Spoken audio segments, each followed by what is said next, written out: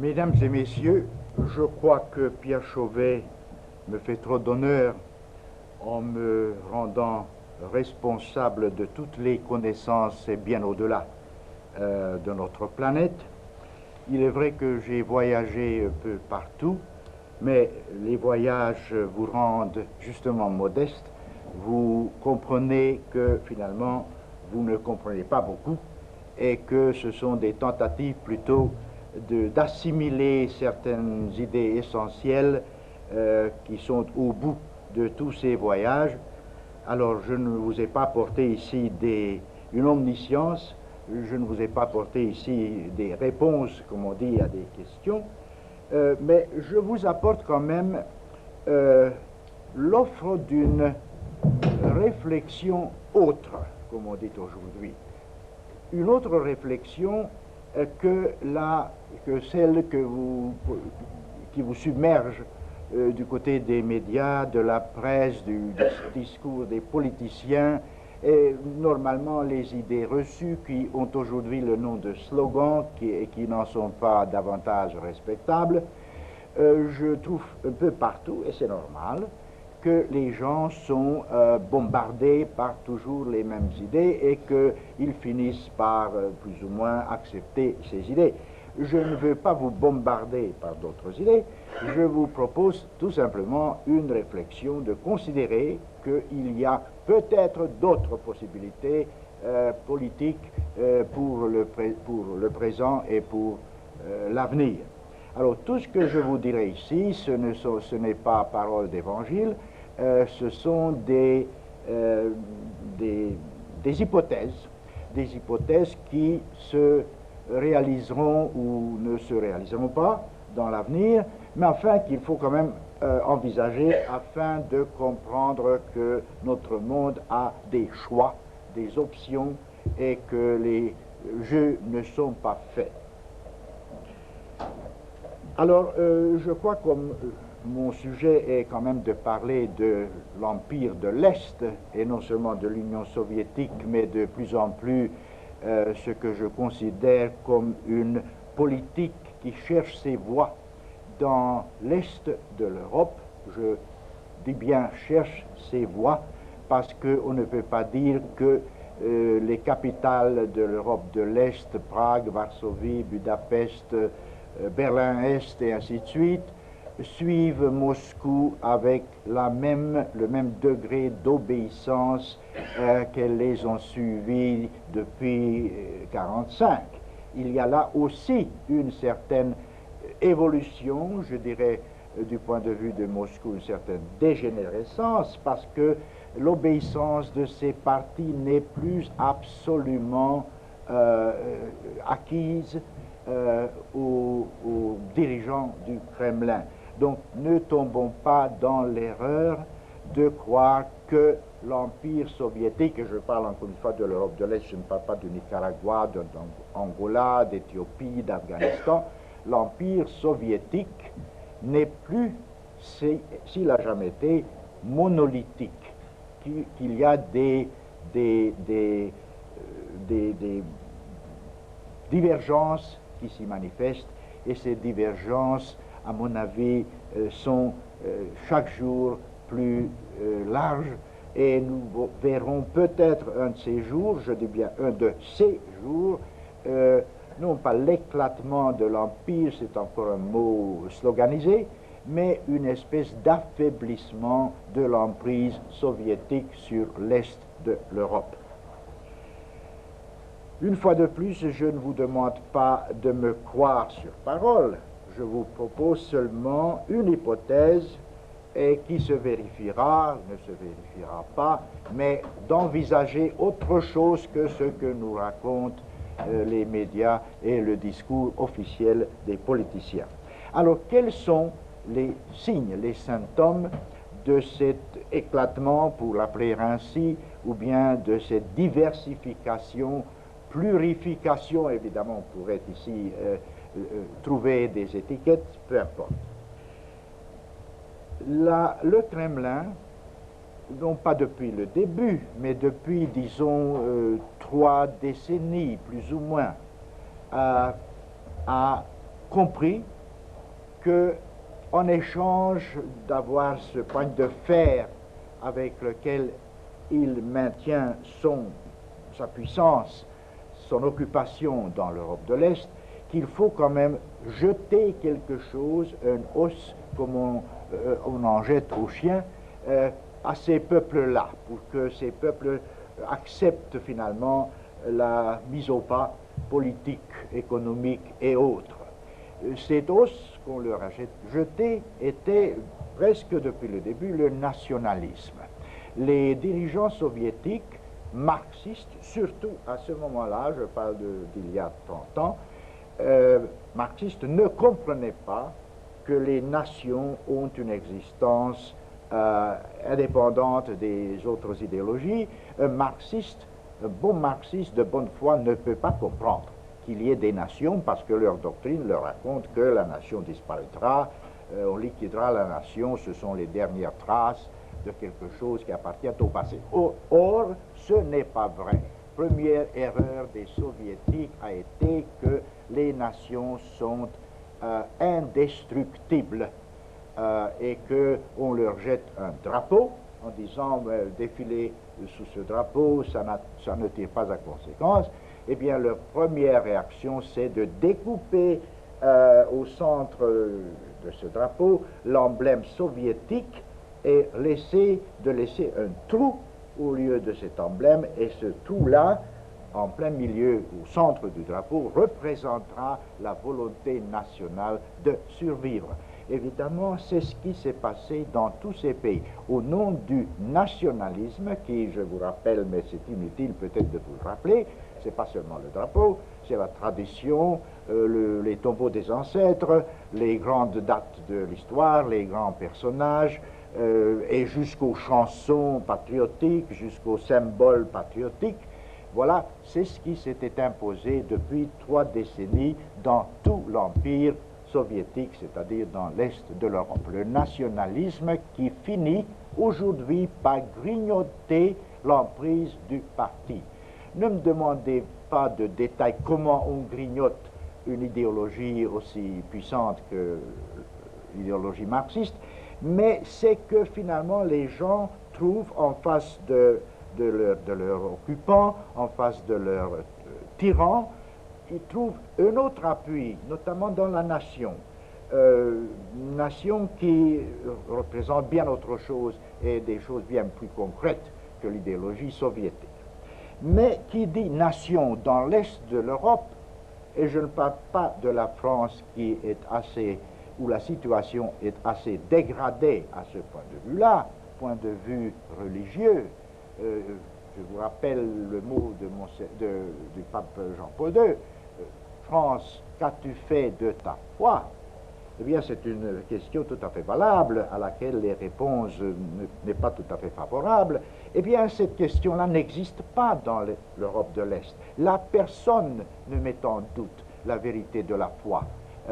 Oui, bien entendu, le parti, les marxistes, mais ils n'ont que l'idéologie marxiste à opposer à la foi, et l'idéologie marxiste, Dieu sait, s'effrite à vue d'œil, se fragilise et disparaît dans le ridicule total.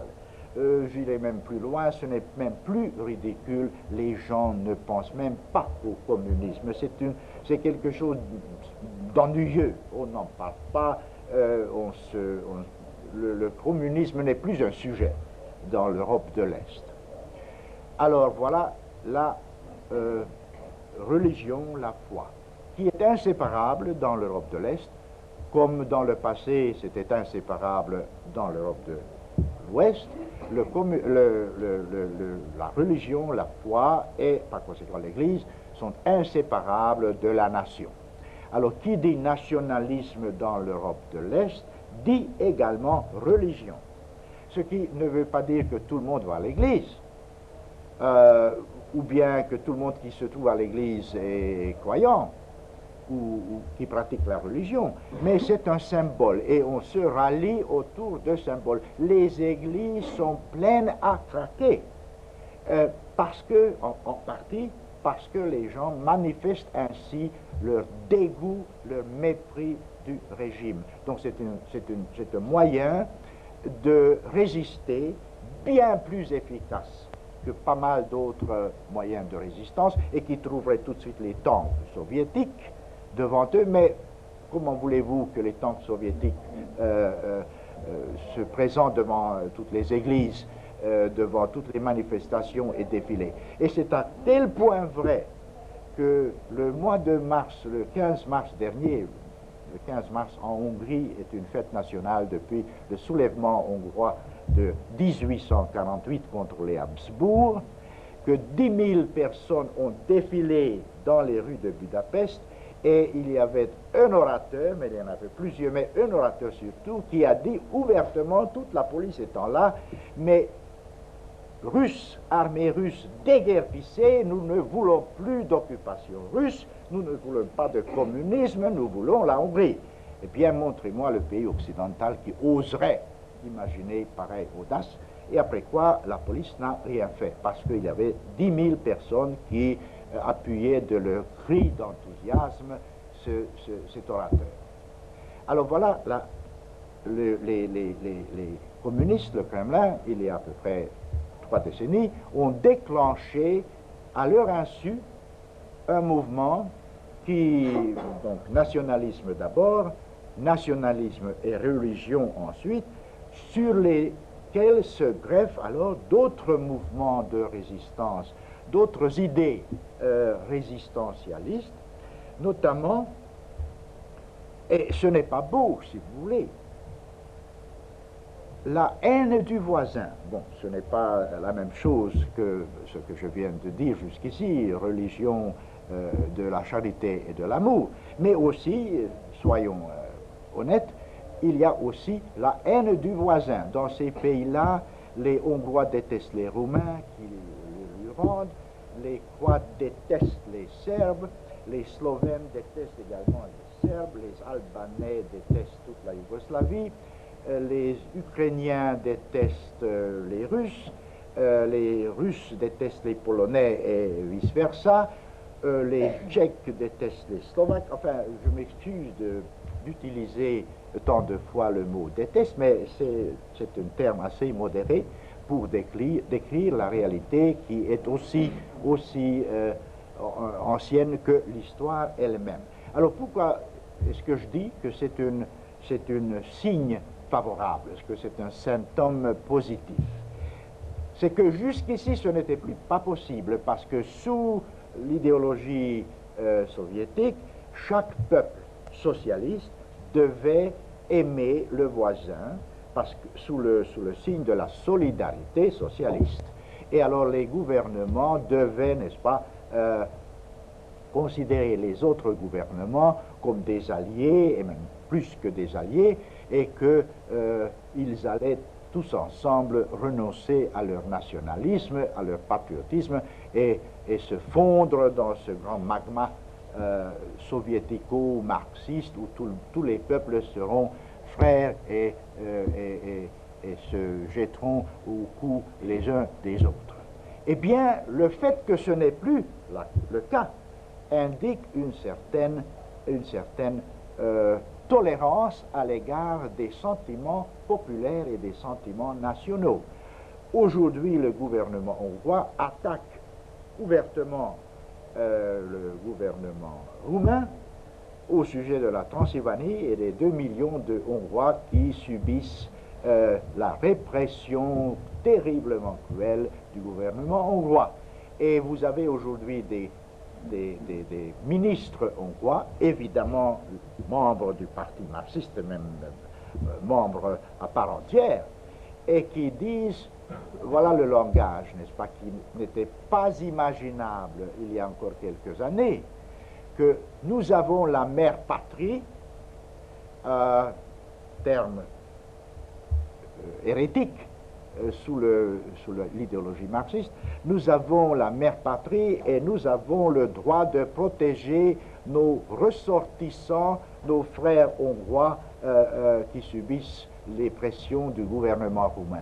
Donc, au lieu de dire que le gouvernement roumain est un gouvernement socialiste, par conséquent, tout ce qu'ils font, c'est bien fait, non, c'est la minorité hongroise qu'ils protègent en Roumanie et aux membres de laquelle ils ouvrent leurs portes. Donc il y a aujourd'hui ouvertement des réfugiés hongrois de la Transylvanie qui sont bien accueillis en Hongrie. Le gouvernement leur garantit un certain revenu jusqu'à ce qu'ils trouvent un emploi. La population et les paroisses sont là pour aider les premiers pas de ces réfugiés. Vous direz, bon, réfugiés, c'est une vieille chose, mais ce qui est important, c'est que ce n'était pas acceptable et que le gouvernement hongrois a refoulé à la frontière les Hongrois réfugiés encore il y a quelques années parce que le statut de réfugié voulait dire qu'il n'y a pas de solidarité, de fraternité entre les deux parties, le roumain et le hongrois. Donc c'est un immense progrès vers l'indépendance de ces pays que de pouvoir exprimer les sentiments nationaux, sentiments positifs ainsi que négatifs.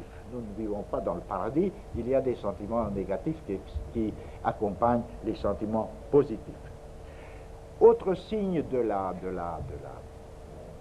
libéralisation, je n'aime pas le terme parce que ça veut dire finalement libéralisme, il ne s'agit pas de libéralisme, disons tout simplement libération du joug soviético-marxiste, c'est que la littérature se présente aujourd'hui, et quand je dis littérature, je dis non seulement œuvres littéraires, mais aussi télévision, cinéma, théâtre, jusqu'au cabaret, enfin toute une gamme de manifestations verbales. Aujourd'hui, on revient de cette terrible langue de bois qui a été celle du parti, n'est-ce pas? Une des armes du marxisme, c'est de réduire le langage national à quelque chose de plat, à quelque chose qui n'exprime rien. Solzhenitsyn a des pages remarquables là-dessus, et il a toujours conçu son rôle, non pas de lutter contre le régime soviétique en tant que tel, mais de lutter contre la langue de bois que le parti avait imposée et qu'il impose partout. Eh bien, le fait que la langue littéraire revient dans ces pays, dans chacun de ces pays, et que le parti lui-même admet aujourd'hui qu'on ne peut plus s'adresser au peuple dans la langue du bois, mais qu'il faut utiliser le polonais, le tchèque, le hongrois et tout ce que vous voulez, est preuve de ce qu'il y a une émancipation de la langue. Et tous les écrivains, tous les poètes de ces nations ont toujours affirmé que la nation vit dans sa langue, parce qu'à cause de toutes les occupations tartares, turcs, Habsbourg et autres, c'était la langue qui a permis à ces peuples de survivre et de garder leur identité. Eh bien, cela aussi revient aujourd'hui, et les journaux du parti commencent à parler une langue qu'on peut comprendre, une langue qui s'adresse à la population et qui parle alors de leurs problématiques, de leurs sentiments, de leurs émotions, de leur avenir, dans une langue qu'ils comprennent, tandis que le parti a toujours dissimulé la véritable problématique en utilisant la langue de bois, qui n'avait pas de sens et qui justement était là pour cacher la pensée. Eh bien voilà, ce sont des signes de l'émancipation, pas de signes dramatiques, pas de signes spectaculaires que les médias de l'Occident pourraient décrire. Au contraire, les médias occidentaux ne comprennent pas cela, parce qu'eux aussi ils emploient une langue de bois, utopienne et tout ce que vous voulez. Donc ce sont des phénomènes dont vous n'entendez pas parler, à quel point sous la carapace marxiste, ces peuples-là, les Polonais, les Tchèques, les Hongrois, les Allemands et les autres, commencent à vivre après 40 ans de suppression, d'oppression, de torture et tout ce que vous savez. Ces signes inconcrétisables, si vous voulez, s'accompagnent de quelque chose de plus concret, la diversification politique. Jusqu'ici, si vous voulez, c'est la diversification culturelle, parce que nation et église appartiennent à ce grand ensemble que nous appelons culture. Donc, la diversification politique. Là aussi, ne vous attendez pas à ce que le régime tel ou tel de derrière le rideau de fer adopte le modèle occidental. Mais qu'est-ce qu'il y a de tellement remarquable dans ce système occidental qu'on voudrait l'adopter? Justement, ils ont appris de ne pas adopter le système occidental. Ils ne s'émancipent pas du marxisme soviétique pour adopter le système occidental avec son socialo-libéralisme et tout le reste.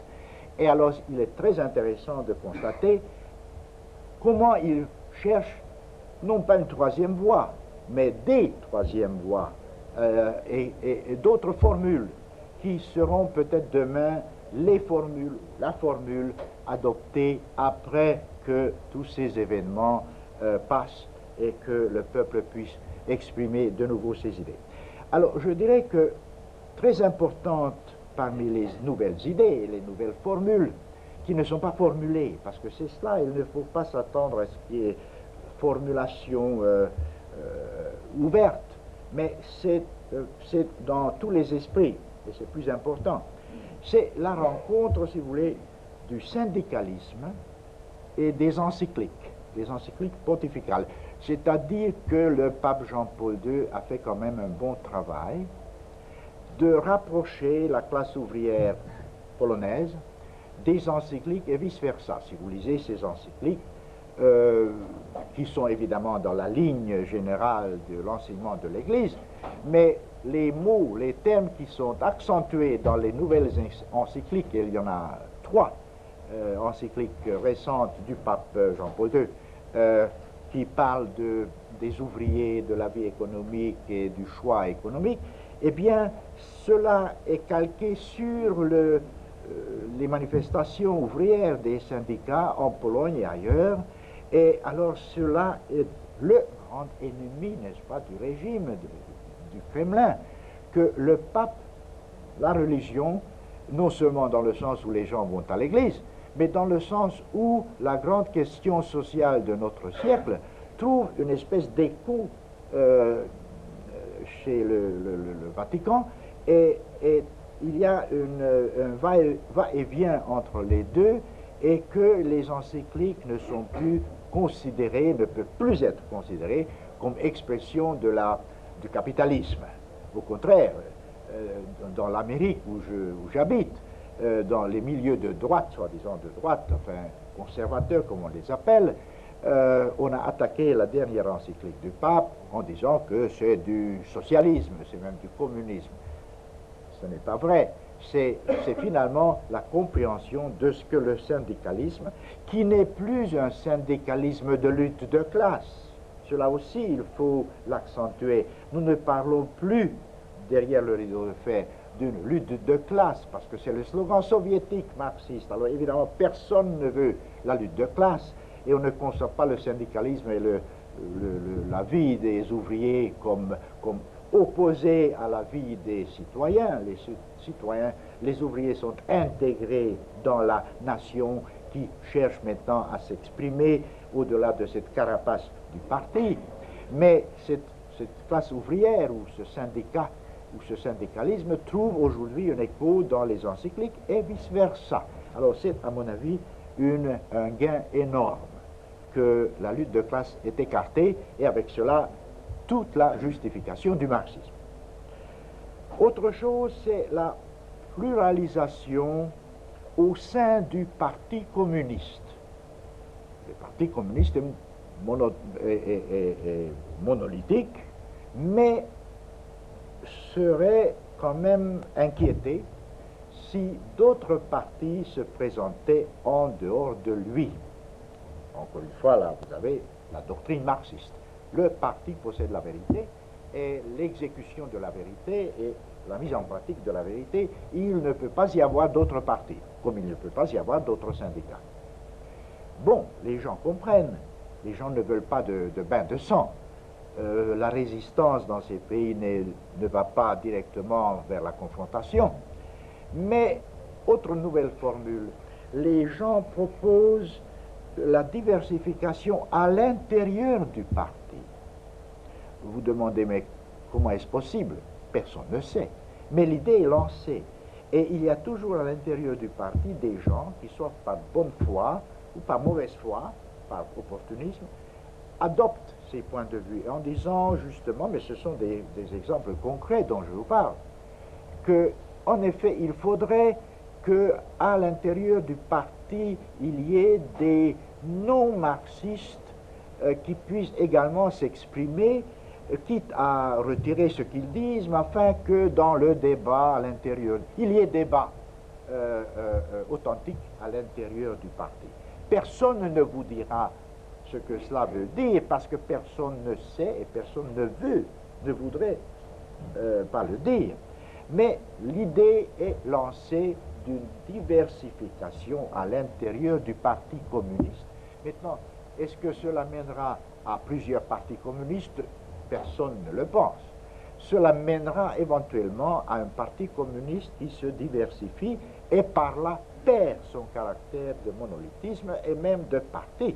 Ce sont des groupes à l'intérieur du parti, des groupes de pression, des groupes représentant tel ou tel intérêt professionnel ou autre, mais de toute manière, l'idée a été lancée.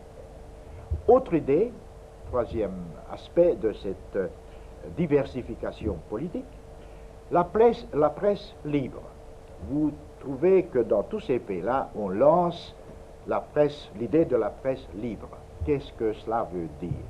Cela ne veut pas dire ce que cela veut dire dans l'Occident où il y a abus de la liberté de la presse. Encore une fois, je cite Solzhenitsyn qui disait après quelques années de séjour en Amérique que moi je désire que la liberté qu'on me laisse tranquille, la liberté de ne pas être informé. Et je crois que nous tous devrions nous souscrire à ce cri de cœur. Parce que ce qu'on appelle information, c'est un endoctrinement. On n'en veut pas et la liberté consisterait aujourd'hui à ne pas être informé. Franchement, je ne veux pas être informé des derniers assassinats, des dernières statistiques de drogués. Je ne veux pas en être informé. Par conséquent, il ne s'agit pas de, lorsqu'on dit liberté de presse, derrière le rideau de fer, de cette liberté de presse, il s'agit, comme cela a toujours été le cas, la liberté de la nation. La nation s'est toujours exprimée par une presse indépendante. Mais cela ne veut pas dire une presse pluraliste, ça ne veut pas dire que n'importe quelle saleté puisse être présentée dans la presse, mais que ce soit une presse indépendante du parti. C'est ça le sens de la liberté de la presse derrière le rideau de fer. Et c'est une exigence, tout ce qu'il y a de plus honnête, de tout ce qu'il y a de plus louable, mais il ne s'agit pas de ce que chacun puisse raconter toutes ces saloperies de ce que raconte la presse occidentale, soit des personnalités, soit des événements, soit fouillés dans la boîte à ordures de tout le monde.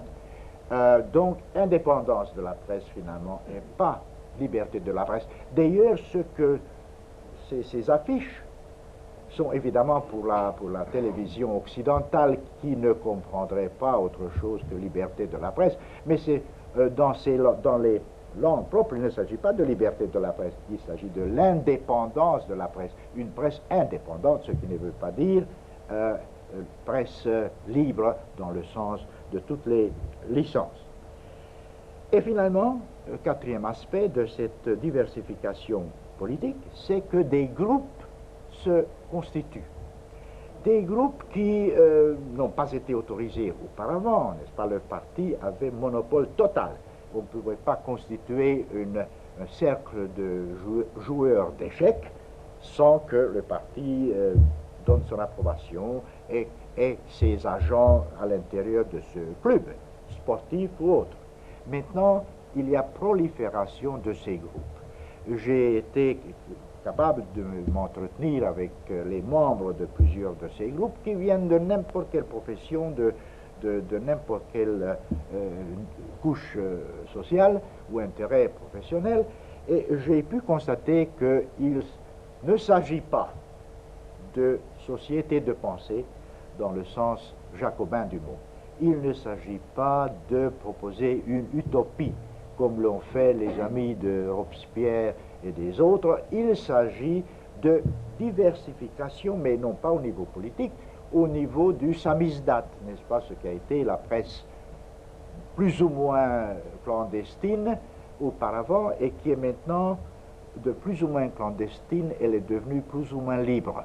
Le gouvernement ne sévit plus tellement contre ces groupements, contre ces groupes qui publient des revues, qui publient des journaux, des chroniques de la vie quotidienne, qui publient des vues autres que celles du régime et qui, encore une fois, sont là pour diversifier le paysage culturel, national, économique et autres. Finalement, parlons un peu de l'avenir de la religion dans ces pays. Avenir assez pluriel, divers, étant donné que parmi ces pays, il y a des catholiques, il y a des catholiques protestants, il y a une majorité protestante, il y a l'Église orthodoxe, donc gréco-orthodoxe, donc on ne peut pas parler d'une religion.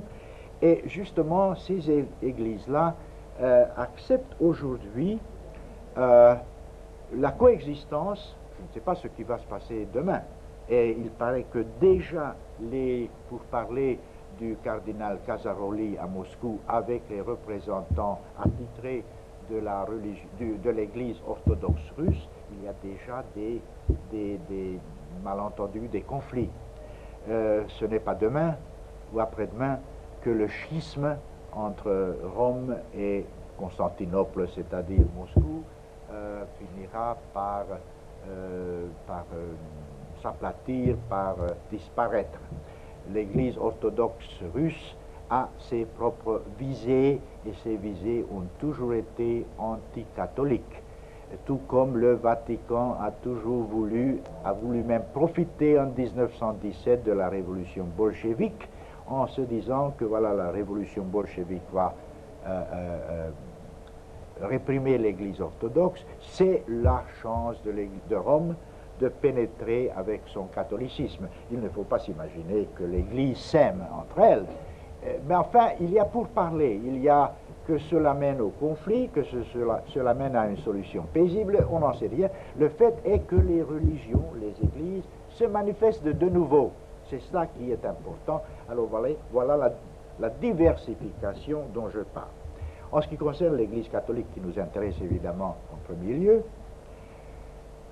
il ne faut pas s'attendre à ce que l'Église catholique, derrière le rideau de fer, en Lituanie, en Pologne, en Hongrie, en Tchécoslovaquie, en Slovaquie, en Slovénie, en Croatie, revienne à l'Église préconciliaire. Pourquoi pas?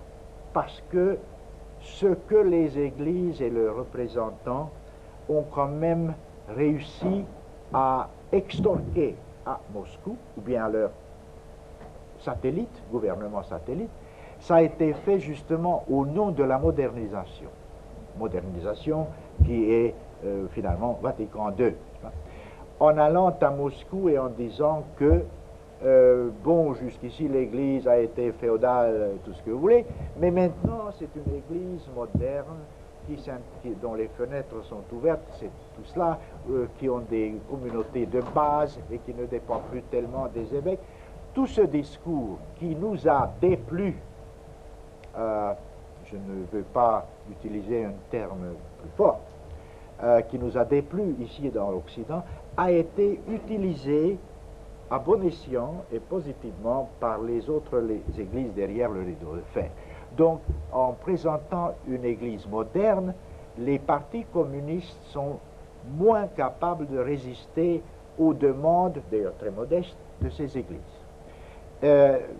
Illustration, lorsque tel ou tel gouvernement satellite se rendait à Moscou, visite ad liminam à Brejnev, à Khrushchev, à Gorbatchev, pour demander certaines concessions. les partis même, les délégués communistes se sont servis du langage suivant. Nous savons que, enfin nous sommes tous athées, nous sommes tous anti-Église, tout cela, mais il serait bon qu'on accorde à l'Église locale de chez nous certaines concessions, parce que, non pas pour la plus grande gloire de Dieu ou la plus grande gloire de l'Église, mais parce que ça ferait une bonne impression sur nos voisins, sur l'Occident avec lequel nous commerçons, et comme nous voulons que le commerce extérieur soit quand même plus ou moins favorable, soit promu, eh bien, ce serait bien d'accorder à l'Église, qui est quand même une de nos fenêtres vers l'Occident, qu'on accorde à l'Église certaines concessions. Notamment quelles concessions? Eh bien, que le catéchisme soit enseigné non seulement à l'intérieur de l'enceinte de l'Église, mais que les prêtres puissent se rendre dans les appartements où les enfants se réunissent pour que le prêtre leur enseigne le catéchisme. Voilà, ce sont des petites concessions. Mais de petites concessions à petites concessions, on est arrivé qu'aujourd'hui, les partis communistes, je dirais, voudraient que les églises locales exigent davantage, parce que ces exigences peuvent être transportées à Moscou en disant que voilà, ce serait une bonne idée d'accorder certaines choses à nos églises locales parce que ça fait bonne impression dans l'Occident. Vous voyez donc une espèce de machiavélisme, mais tout ce qu'il y a de plus louable, qui dit que il faut que Moscou cède sur certains points parce que cela joue quand même dans l'intérêt de Moscou lui-même, intérêt économique. L'exemple que je viens de vous donner, je pourrais le multiplier, mais le résultat, c'est que les églises sont infiniment plus libres aujourd'hui dans ces pays, et pas seulement l'église polonaise qui a toujours été, n'est-ce pas, finalement le gouvernement, le deuxième gouvernement du pays, je dirais le véritable gouvernement de la Pologne. Le parti ne pouvait pas faire grand-chose sans que l'Église soit là, non pas à l'appuyer, mais à ne pas dire non. Eh bien, toutes ces nuances qu'on ne peut même pas rapporter ici indiquent que, je l'ai constaté des visu, que les églises aujourd'hui, la religion aujourd'hui, est beaucoup plus libre.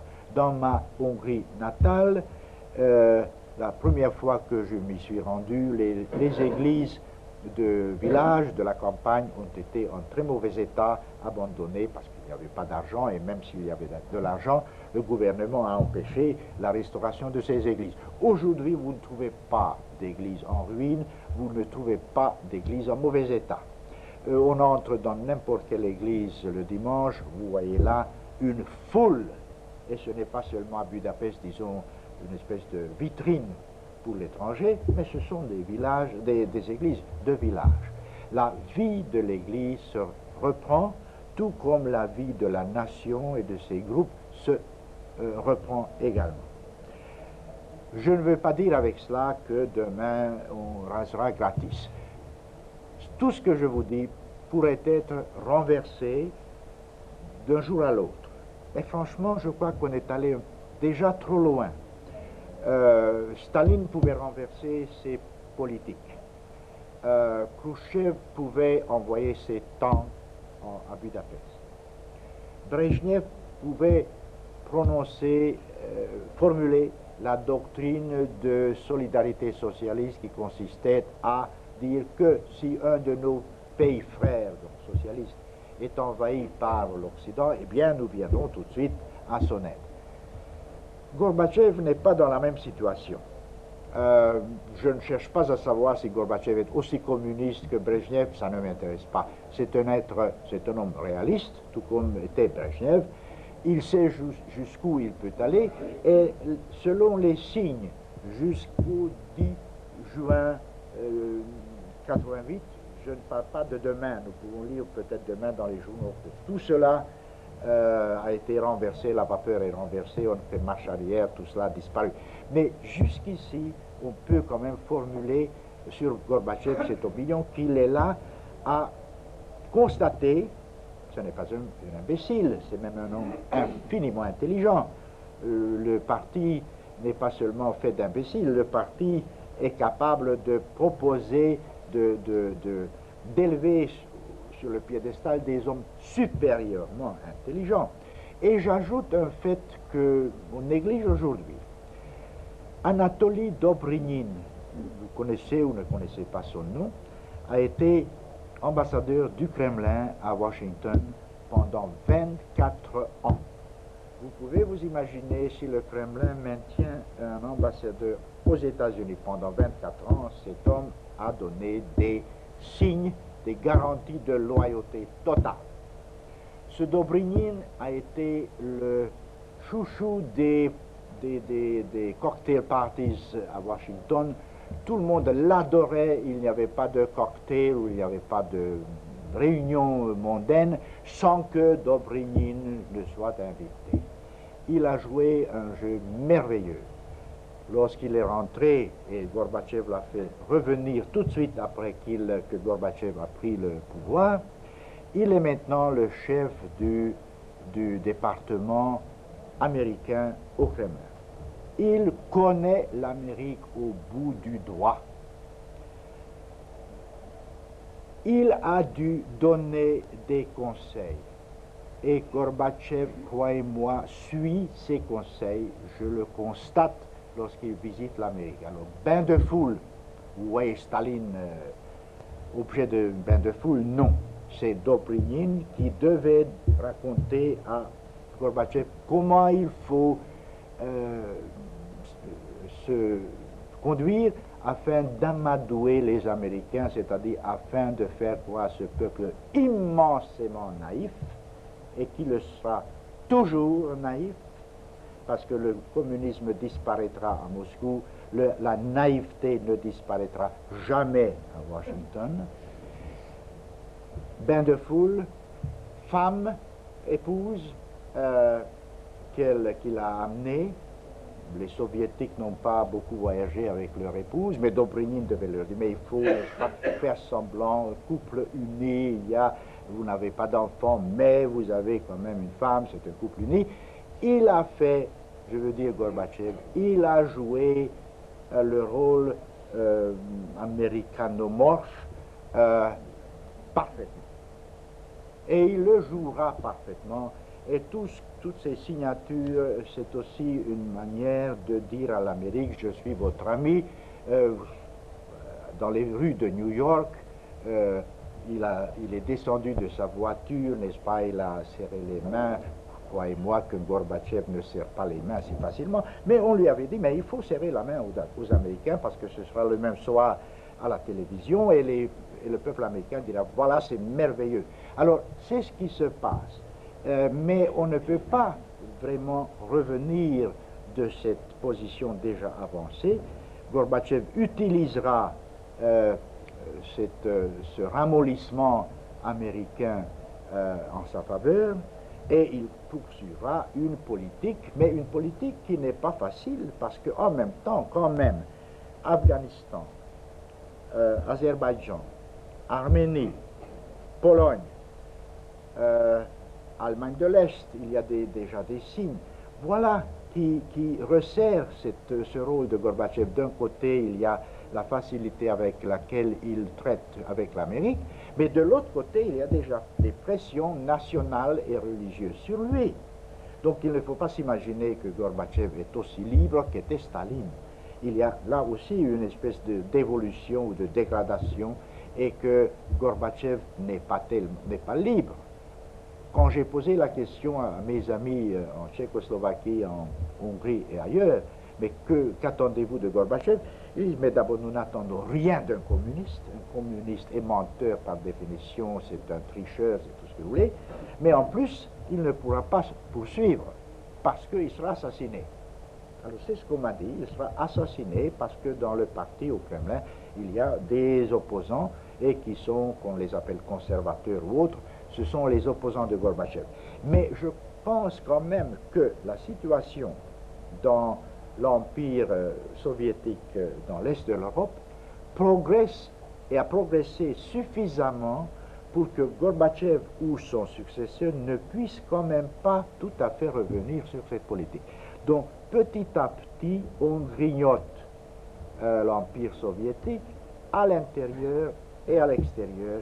Ainsi, le mot, l'expression déclin de l'Empire n'est plus inconcevable.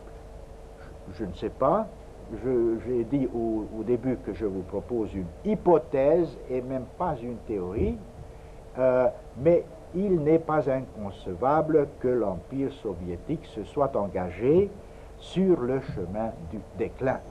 Maintenant, c'est une autre question qui, si l'Occident ne la précède pas sur ce même chemin, mais ça, c'est une autre histoire.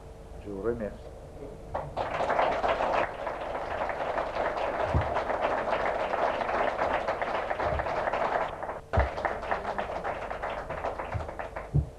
Je crois que Thomas Molnar a donné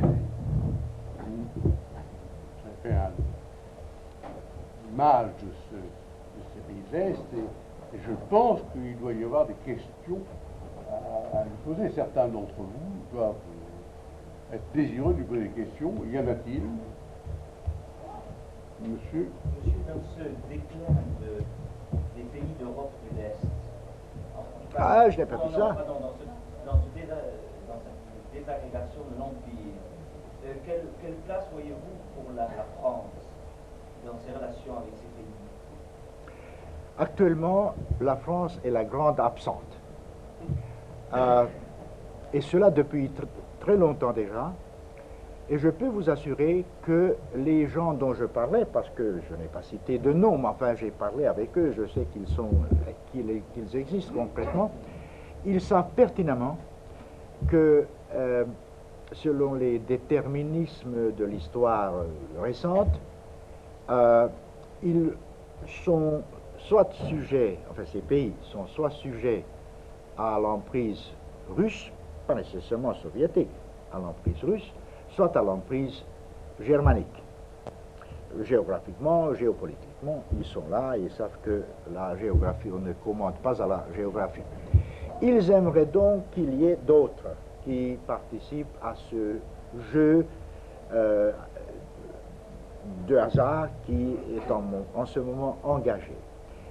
De l'Amérique, ils n'attendent rien. L'Amérique a prouvé à 3-4 reprises qu'elle laisse tomber ses alliés et qu'elle les pousse à résister, mais finalement, elle ne vient pas à leur aide. L'Europe non plus, l'Europe occidentale non plus, mais quand même, ils sont européens. Et ils parlent le langage européen même à l'égard des Russes, qui sont finalement asiatiques. Du moins dans les yeux, dans les conceptions de ces populations-là. Alors, c'est naturellement la France qui pourrait être le contrepoids et de la Russie et de l'Allemagne. En tant que participant, non pas en tant que partenaire conflictuel ou opposant, mais en tant que partenaire dans le sens où la France avec l'Allemagne ensemble soit présente dans les années qui viennent. Mais c'est à France de jouer le jeu parce que franchement, jusqu'ici, la France a été absente. Et bon, il ne parle pas de l'Amérique, il parle toujours de l'Europe. Et la littérature française continue à être la littérature numéro 1. Je dis bien littérature parce que c'est important dans ces pays-là. Même les velléités d'indépendance se présentent d'abord par les écrivains et par la littérature. Donc la culture française, disons, est tout à fait présente, mais c'est en dépit des Français, ce n'est pas à cause des Français. Donc la France ne fait, en apparence, je ne sais pas ce qui se passe dans les milieux dissimulés, la France ne fait strictement rien pour être présente. Et pourtant, un très grand rôle l'attend. monsieur. J'aimerais avoir l'avis du professeur sur le point suivant. Je j'observais que depuis 40 ans, bientôt plus, les églises dans les pays balkaniques font de la résistance passive.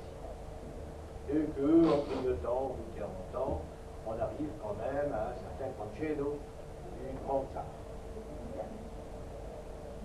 Et puis, que se passe-t-il de l'autre côté, sur les marches de l'Est de l'Union soviétique? Il y a une machine d'époque qui s'appelle l'islam conquérant, et qui a mis à peu près 8 ans pour renvoyer les soviétiques à la France. Je pose donc la double question suivante.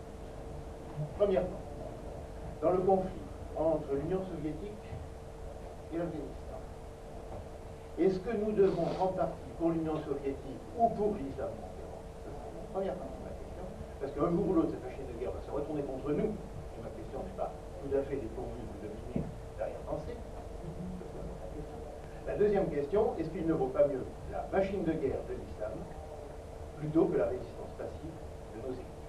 Cela étant, je partage le point de vue, bien sûr, de nos églises, c'est évident, les catholiques convaincus, mais je suis obligé de reconnaître que si les soviétiques s'inclinent devant l'islam, comme ils le font actuellement en Afghanistan, il n'y a qu'un précédent. Le précédent, c'est quand les communistes se sont inclinés devant Franco. Le deuxième précédent, c'est face à l'islam conquérant. On va avoir l'opinion du professeur. Eh bien, d'abord, un ennemi à la fois, n'est-ce pas? Oui. On ne peut pas, dans l'état actuel des choses surtout, lutter contre deux. L'actuel ennemi, même déclinant, est l'Union soviétique. Oui, je le pense. Parce que c'est une idéologie présente qui a fait ses preuves de l'immensité du mal qu'elle peut créer, et tout homme occidental, tout simplement tout chrétien, doit d'abord prendre les armes physiquement ou intellectuellement contre l'emprise marxiste dans l'Occident. Il y a d'autres dangers, mais il y a certainement celle-ci. D'autant plus que, de par mes observations dans les pays arabes, dans les pays musulmans, le 21e siècle, et je m'excuse si je vais contre les sensibilités ici présentes, le 21e siècle appartiendra à l'islam. Qu'on le veuille ou non, l'islam se renforce tous les jours avec le même fanatisme qui a toujours été le sien, avec les mêmes armes brutales et peut-être même peu intelligentes, mais enfin l'islam est là. L'islam, je l'ai observé dans l'Indonésie et jusqu'au Sénégal. En Éthiopie, l'islam est en train de gagner sur les Coptes, sur l'église éthiopienne. Et ce n'est qu'un exemple. En Afrique, l'islam fait table rase. Je ne sais pas comment on pourrait entreprendre actuellement la lutte contre l'islam. Si on pourra, à la rigueur, cela est pour demain, c'est pas pour aujourd'hui. Vous diriez que oui, mais en même temps, on affaiblit l'Union soviétique face à l'islam. On a dit, et encore récemment, qu'il ne faut pas affaiblir l'Union soviétique, c'est-à-dire la Russie blanche, de race blanche, contre la Chine, et qu'il faudrait appuyer la Russie contre la Chine. Je n'en sais rien, je ne crois pas que les soviétiques aient peur de la Chine est faible. Pour l'instant, enfin nous parlons quand même dans l'immédiat, dans l'actualité. Donc il ne faut pas penser après-demain à ce qui viendra peut-être ou ne viendra pas. Pour l'instant, l'ennemi, c'est le marxisme. L'islam, c'est l'ennemi de demain, avec lequel quand même on pourra éventuellement s'arranger. L'histoire se répète et ne se répète pas. À l'intérieur de l'islam, il y a des forces, l'intégrisme l'emporte maintenant de plus en plus sur d'autres sujets, mais n'oubliez pas que le cristallisateur, c'est Israël. Finalement, l'islam s'est réveillé à cause d'Israël. Enfin, l'islam collectif Je ne sais pas comment demain le conflit israélo-arabe se résoudra ou ne se résoudra pas, mais si vous imaginez un instant que Israël puisse être persuadé de mener une autre politique, je ne sais pas si c'est bien ou mal, mais enfin, si demain le conflit israélo-arabe se résorbe, se réabsorbe, eh bien l'islam, ce sera un autre islam, soit plus arrogant, soit moins arrogant. De toute manière, nous n'avons pas le choix. Alors, pour vous répondre, c'est l'Union soviétique qui reste l'ennemi numéro un. Excusez-moi de reprendre la parole parce que c'est un sujet qui me passionne, étant donné que je suis ténor et que j'ai vu transformer toutes les églises d'Algérie en mosquées. Lorsque je m'en ai donné lors de mon dernier passage à Alger, il m'a été répondu ceci.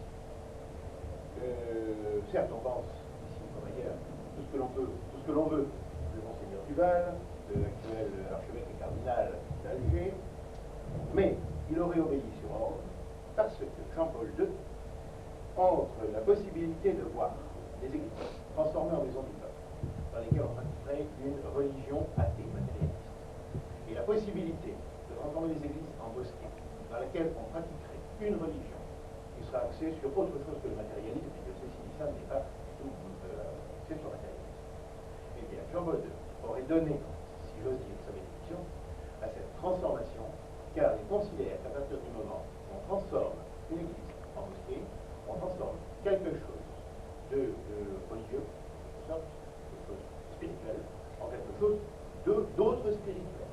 Parce que pour Jean-Paul II, il considère que le christianisme, que l'islam est l'ennemi, n'est pas l'ennemi public numéro un, et que le matérialisme est l'ennemi public numéro un. Jean-Paul II, il a peut-être les mêmes origines ou les mêmes formations que vous, et le populisme matérialiste, il sait ce que c'est. Bien. Mais depuis la situation, vous le disiez vous-même en Afrique, avec le développement en Afrique, et que je vois l'islam galoper en Afrique, c'est quelque chose de savant. Excuse, on le voit galoper à Marseille, on le voit galoper en France. Quelqu'un disait au cours d'une conférence la semaine dernière que bientôt la France allait transformer en République islamique. Alors, je pose la question, est-ce que le combat contre le marxisme n'est-il plus déjà, à mesure que le marxisme s'affaiblit, un combat un peu dépassé, de guerre, face à, est-ce que nous ne devrions pas ouvrir les yeux face aux nouvelles attaques? Je m'excuse de reprendre la parole une deuxième fois parce qu'il y a un précédent, ce sont les églises d'Algérie, alors que jusqu'en 1830, il y avait en Algérie un très grand nombre d'évêchés, au moins une quarantaine, jusqu'en 1830, c'est-à-dire que la conquête de France. Aujourd'hui, il n'y a plus qu'une église dans toute l'Algérie. Voilà. Alors, si je peux m'exprimer ainsi, je souscris à la politique de Jean-Paul II, à cet égard, parce que lui doit se dire également que l'islam est irrésistible, comme je le pense, ce qui ne veut pas dire que l'islam envahira le monde, tout comme le communisme n'a pas envahi le monde, même à son apogée. Le monde est encore trop grand pour cela, mais que l'islam est irrésistible et qu'il faut vivre en paix avec l'islam.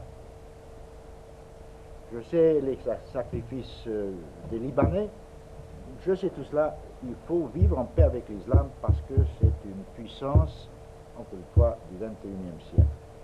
Et pourtant, donc raison de plus pour ne pas le combattre. Maintenant, lorsque les jeux ne sont quand même pas encore faits, et malgré le déclin du communisme, je maintiens que c'est l'ennemi numéro un.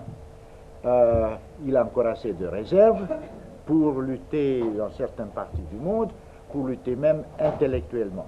Mais je serais en même temps d'accord que cet ennemi est en train de disparaître en tant qu'ennemi, enfin de s'affaiblir, et qu'il faut lui donner des coups de pouce afin qu'il disparaisse, mais que l'islam, lutter contre l'islam, je ne peux pas l'imaginer dans l'état actuel des choses. Autre question.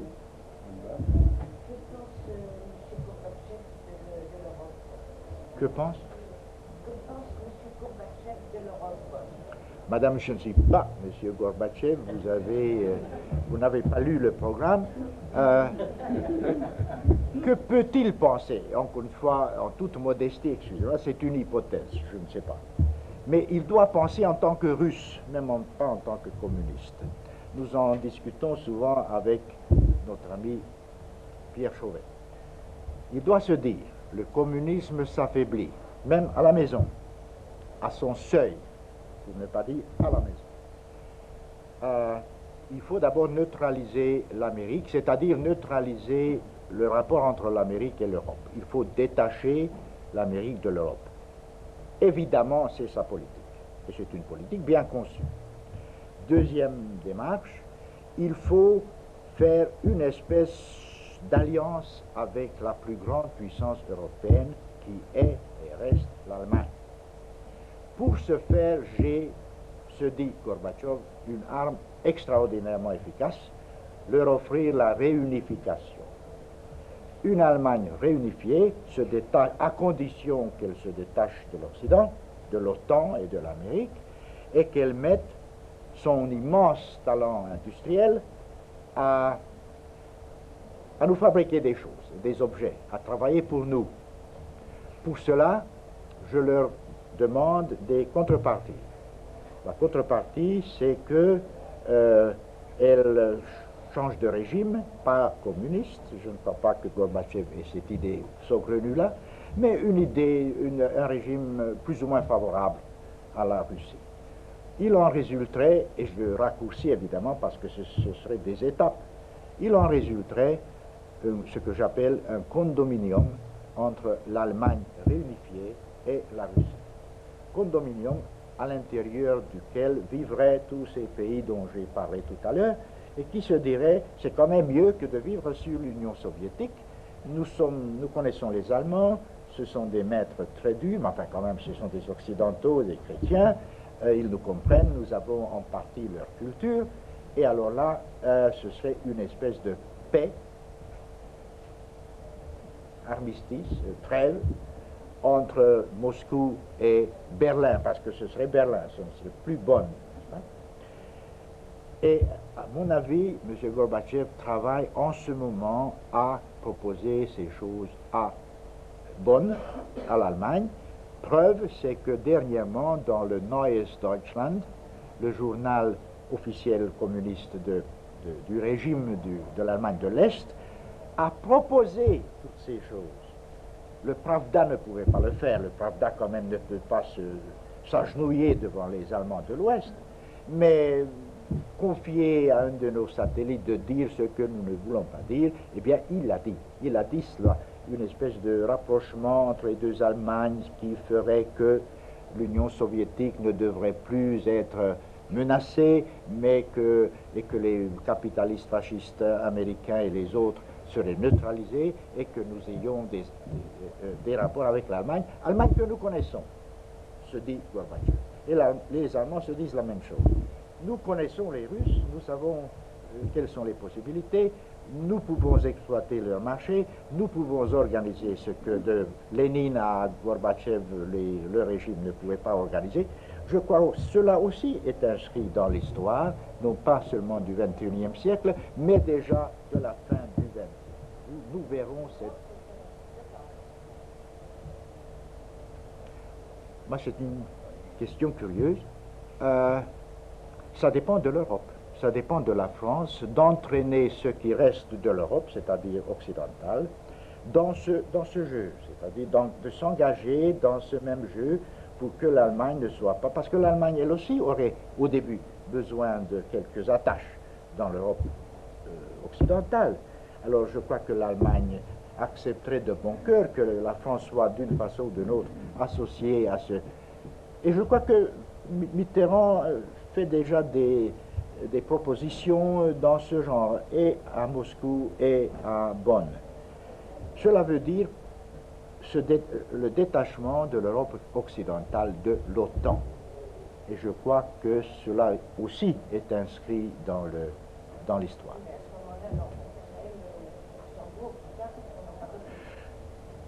Si, pourquoi ils restent ce qu'ils sont dans une Europe non pas unie, mais dans une Europe qui change d'orientation.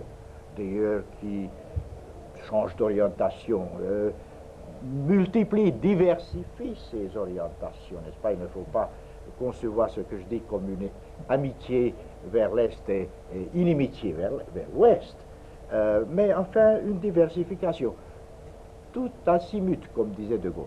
C'est cela.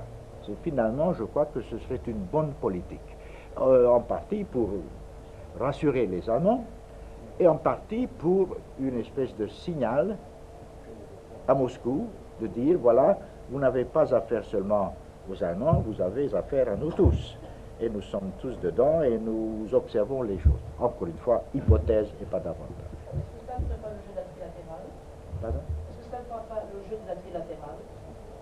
Non. Le jeu de la trilatérale, qui, je ne cesse de le répéter, n'est pas le jeu de la trilatérale, c'est le jeu de certains esprits saugrenus en Amérique, en Europe, au Japon.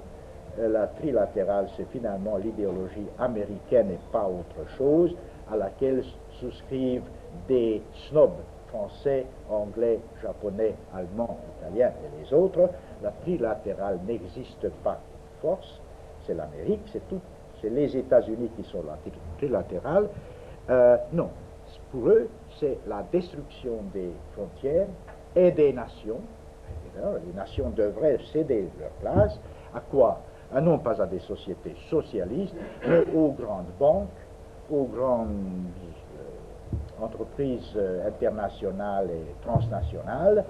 C'est ça, c'est une nouvelle version du capitalisme qui veut survivre et qui propose encore une autre formule. Mais l'économique n'a jamais mené le monde. C'est toujours le politique et le moral qui mènent le monde. Alors ne croyons pas que la trilatérale a une importance très grande.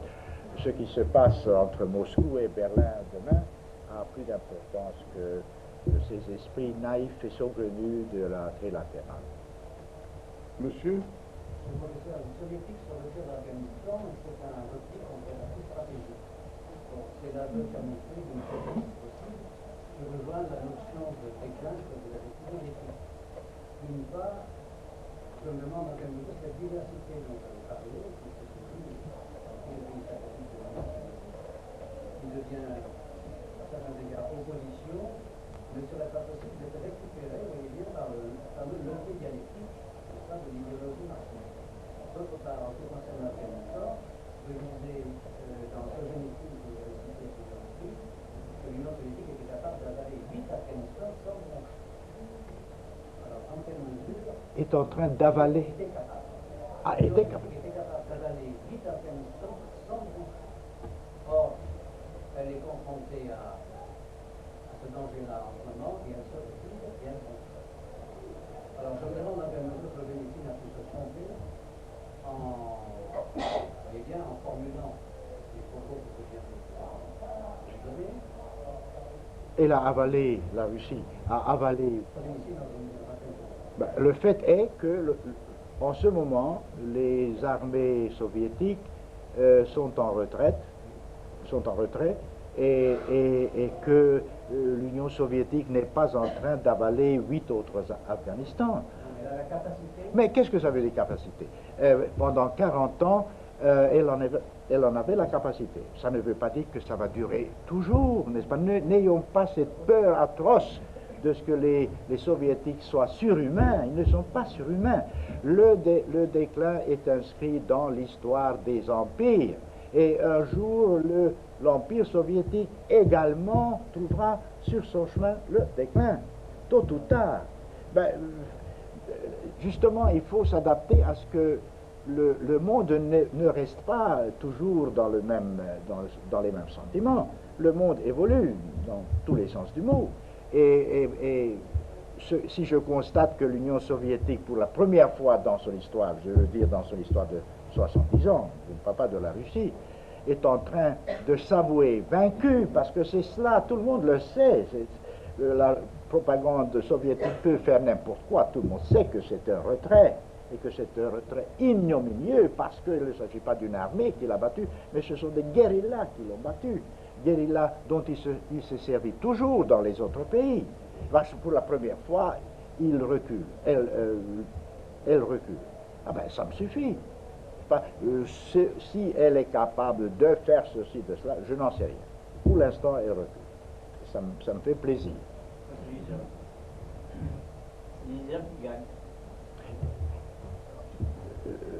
Regardez, la Pologne, il y a 8 ans, lorsque la solidarité a fait ses manifestations et a été sur le point de gagner, d'ailleurs je ne sais pas, mais enfin, était sur toutes les lèvres.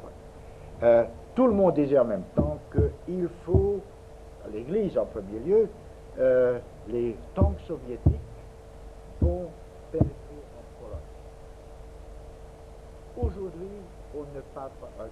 Hier, lorsque de nouveau la solidarité s'est manifestée, personne ne parlait de tanks soviétiques, parce que les tanks soviétiques qui reculent en Afghanistan ne sont plus crédibles.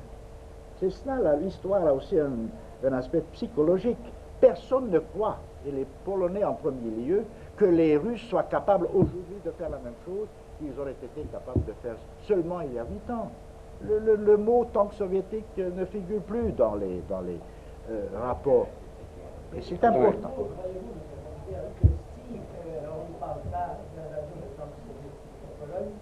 Ça ne veut pas dire tout simplement que le gouvernement polonais du général Jaruzelski est indispensable capable de maintenir l'ordre. Et que si par hasard le gouvernement Jaruzelski était en péril, alors oui, on verrait quand même des tanks soviétiques arriver. Je parle uniquement de ce que les gens, et même les journaux, disent. Le mot tank soviétique ne paraît plus dans les communiqués et paraît-il, dans les entretiens que les journalistes étrangers ont avec les citoyens. Jusqu'à présent, le tank soviétique était quand même en Afghanistan. Alors maintenant, on nous dit qu'il se retire. Est-ce que vous croyez à la sincérité de ce retrait? Est-ce que ce n'est pas une plainte? Monsieur, je refuse de croire qu'il y ait des êtres surhumains. Et je refuse de croire que leur cerveau soit autrement structuré que le mien et le vôtre. Et lorsqu'une armée qui jusqu'ici a été sur tous les points du globe victorieuse commence à reculer, je pense que c'est une logique du recul. Peut-être que demain, encore une fois, ils vont envahir la Lune.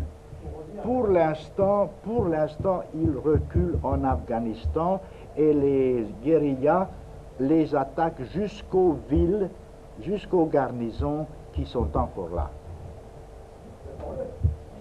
C'est tout ce que je peux... il faut être toujours prudent, mais... Attendez. Monsieur le professeur, le recul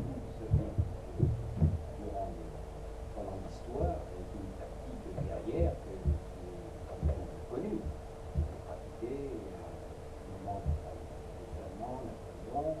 Le recul, pour eux, c'est une stratégie guerrière. Lorsqu'il s'agit de défendre leur propre pays, mais lorsqu'ils ont envahi un autre pays, et qu'ils ont été battus avec des armes et qu'en effet ils ont mis en place un régime qui chaque jour perd de ses effectifs civils et militaires, il faut quand même supposer qu'il s'agisse d'autre chose. Aux dernières nouvelles, excusez-moi, aux dernières nouvelles, il y a 2 ou 3 jours, ils ont dit, les soviétiques ont dit que si le Pakistan continuait à favoriser les Elle ne doit même pas revenir, elle y est, n'est-ce pas? Oui, tout cela est possible. Donc il faut toujours, n'est-ce pas, il faut toujours être prudent, il faut toujours se dire que tout est possible, mais il faut quand même constater certaines choses, certaines évolutions qui sont quand même réelles, et qu'une armée qui annonce son recul d'un territoire occupé et non pas son propre territoire, sous le poids de cette influence islamique qui se trouve en Iran, en Afghanistan, au Pakistan et à l'intérieur même des frontières russes, asiatiques, c'est quand même quelque chose qui doit nous faire réfléchir. Bien. Est-ce qu'il y a d'autres questions? Il ne recule pas de l'Allemagne. Il ne recule pas de l'Allemagne, elle le fortifie. Ne recule pas de l'Allemagne, mais encore une fois, Gorbatchev est en train d'offrir une nouvelle formule. Formule qui conviendra, je suis certain, aux Allemands. Bon, je crois qu'il est difficile du coup. En ce qui nous concerne, nous, c'est plutôt l'islam que nous avons à craindre, parce qu'à l'heure actuelle, ça marche au galop. Finalement, les Russes, on les connaît, ils sont déjà. Ah. Mais on dit ils sont justement. déjà en Allemagne, on le sait. C'est plutôt l'islam. Voilà. Mais madame, C'est terrible. au fond, ce que vous dites, c'est de faire preuve de la faiblesse de l'Occident. Vous dites que je préfère les Russes parce que je les connais, vous ne les connaissez pas. Je n'aime pas les Russes. Non, non, non, mais c'est une race blanche. Mais il ne s'agit pas que de race blanche.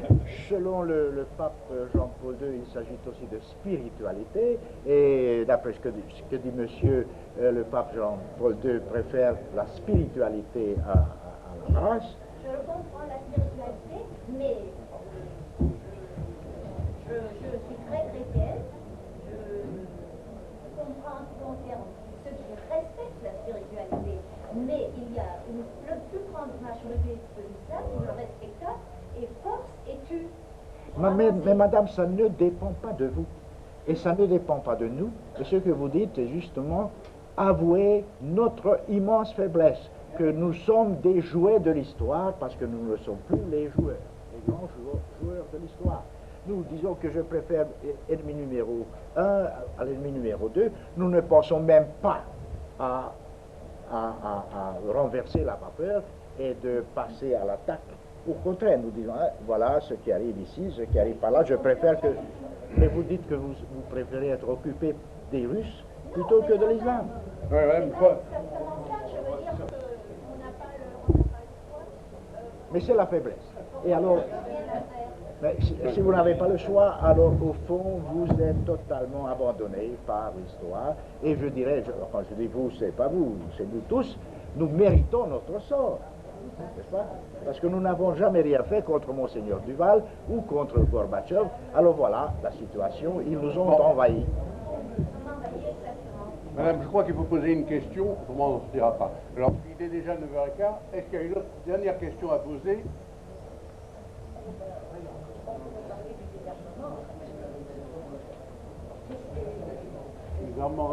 Posez une question si vous voulez, mais la dernière question, et on parle.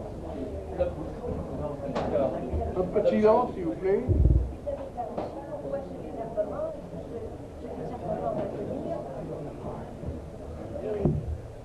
Écoutez, ce ne sera jamais le désarmement. C'est un jeu faussé à tous les points de vue. Personne ne désarmera jamais. Ça ne s'est jamais vu dans l'histoire. Alors tous ces gens-là qui parlent de désarmement, finalement, c'est pour jeter la poudre aux yeux de leur opinion publique. Croyez-moi que ni l'Amérique ni la Russie ne désarment. Ça, ce n'est pas le temps. Monsieur le professeur, donc nous pouvons dire qu'actuellement, l'URSS joue uniquement sur la guerre psychologique dans beaucoup de domaines, avec ses fausses idées de désarmement, de fausses paix, en s'introduisant dans les milieux écologiques et autres. Je pense qu'en France, c'est un petit peu ça. D'abord, qu'est-ce que ça veut dire faux? C'est machiavélique, évidemment, mais un pays qui n'est pas machiavélique est condamné à mort. Seul l'Occident prétend ne pas être machiavélique, et je crois en effet que l'Occident est beaucoup moins machiavélique. C'est la signature de sa propre mort. Soit qu'on comprend la réalité et on joue le jeu réel, soit on marche dans les nuages et alors on est perdu. Évidemment, mais j'admire les Russes pour cela. Mais je crois qu'il faut se terminer et aller d'ailleurs au buffet qui vous attend. Je remercie encore une fois Thomas Lollard.